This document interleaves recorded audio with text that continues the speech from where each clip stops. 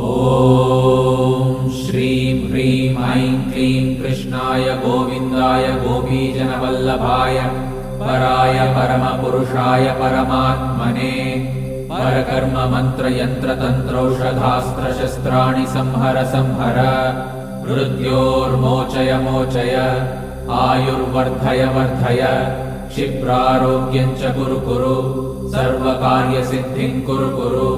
ॐ नमो भगवते महासुदर्शनाय दीप्त्रे ज्वालापरिवृताय सर्वारिष्टविनाशाय सर्वसम्पत्कराय सर्वदिक्शोभनकराय सहस्रज्वालाय परमात्मने परब्रह्मणे परञ्ज्योतिषे हुं फट् स्वाहा।